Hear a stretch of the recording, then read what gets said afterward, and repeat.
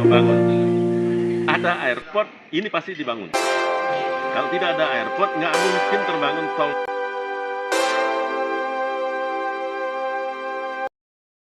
Saya melihat kan Bali potensi paling besar itu sebenarnya sekarang ini ada di Buleleng. Karena kalau kita melihat luas lahannya, manusianya, karakter manusianya sendiri, mempunyai peluang opportunity yang sangat bagus ketimbang di daerah-daerah lain yang mulai sudah jenuh peluangnya. Nah, sekarang kemampuan daripada pemimpin itu sendiri untuk berani nggak yang biasanya sekarang ini kan yang biasanya menjadi bawahan kemudian menjadi pemimpin.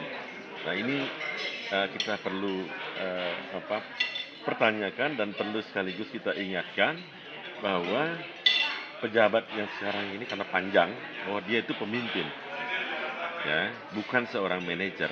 Biasanya kan dulu adalah manajer, sekarang harus menjadi seorang pemimpin. Artinya dia harus berani melakukan terobosan-terobosan, ya terobosan-terobosan untuk kepentingan masyarakat. Nah dia pemimpin. Kalau dia merasa bawahan, ini yang berbahaya karena akan orang lain yang akan menyetir.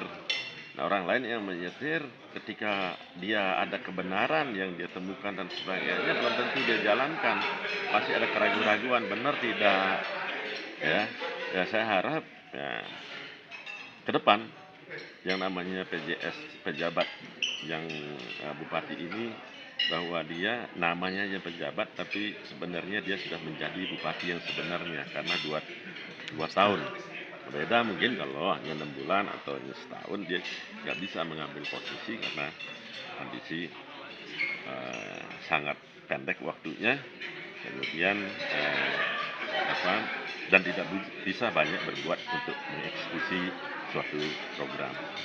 Oleh karena itu saya minta jadilah bupati ke depan, menjadilah pemimpin, menjadilah orang yang benar-benar mempunyai karakter seorang pemimpin. Harapan saya karena masyarakat sangat membutuhkan. Kita tahu bahwa Buleleng yang selama ini terbelakang harus segera maju, harus segera tumbuh lebih cepat. Nah oleh karena itu perlu terobosan-terobosan.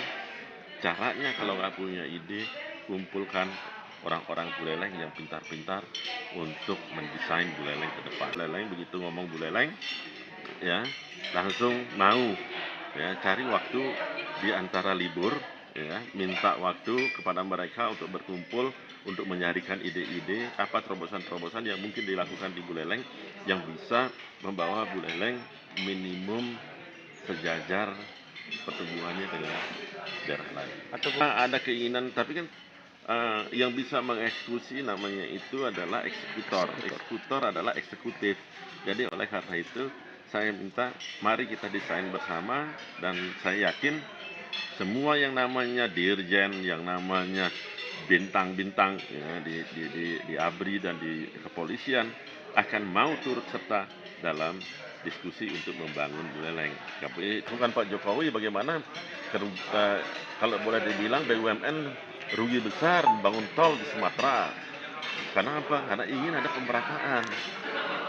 Bagaimana dia memindahkan IKN itu untuk mempercepat pemerataan. Bukan sekedar gagah-gagahan pindah IKN, enggak. Berani nggak bila mana perlu tuh pemimpin untuk pindah provinsi itu pindah ke Buleleng lagi. Gini, itu kan Indonesia, itu persoalan Indonesia, ya. Indonesia Timur pasti kecipratan banyak itu, ya. Kamu Buleleng gimana caranya memeratakan? Infrastrukturnya harus dipercepat. Kan Pak Jokowi mempercepat tol di Sumatera untuk pemerataan segera antara Jawa dengan Sumatera. Itu cara pemerataan. Nah Buleleng katanya, wah airport menunggu jalan tol. Saya tahu sendiri jalan tol itu. Saya pernah tahun 94 itu sempat 2 tahun urusan jalan tol. Yaitu Topatiku Samba namanya dulu tuh, yang sekarang jadi Demokrasi Sumatera itu nggak jadi tol itu sempat kita desain semuanya itu untuk percepatan sebenarnya.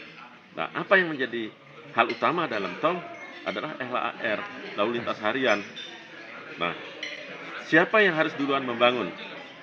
Ada airport, ini pasti dibangun. Kalau tidak ada airport, nggak mungkin terbangun tol ke Buleleng itu. Karena apa? Lalu lantas hariannya tidak visible. Tapi begitu ada airport, ya, dilaksanakan airport, yang tol juga segera akan terjadi karena pasti visible. Lucu katanya itu udah masalah tanah. Saya nggak mau ngomong masalahnya apa dan sebagainya. Lo kan jelas ada undang-undang pembebasan lahan kok. Masa kalah negara sama siapa, sama sebagian daripada mafia tanah atau sebagian daripada yang debitur dari sebuah bank gitu katanya tuh, ya. Jangan dong, negara nggak boleh kalah, apalagi negara untuk kepentingan rakyat. Terus apalagi alasannya? Ayo, kalau bisa debat lah, diskusi gitu loh. Undang wartawan, debat, siapa yang ngomong, siapa yang ini, tapi berdasarkan data gitu. Kita undang pamannya, wah belum perlu ada airport, ya kita undang Angkasa Pura. Ya, Direktur Angkasa Pura saya bantu untuk undangin. Ya, gimana kondisi airport yang sebenarnya? Karena apakah udah mau full atau tidak? Ya kan itu. Terus gimana? Bagaimana sih syarat jalan tol? Ayo undang juga. Ya.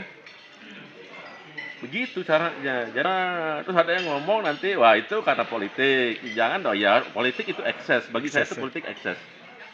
Jadi kalau saya dapat manfaat politik ya saya nggak bisa hindari karena saya berbicara apa adanya. Jangan dapat eksesnya itu dianggap yang politiknya yang lebih besar, gitu loh.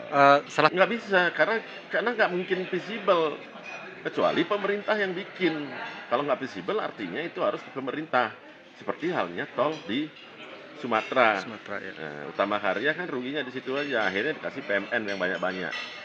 Penyertaan modal negara. Karena ya memang rugi, memang tugas dari negara untuk membangun jalan tol itu rugi.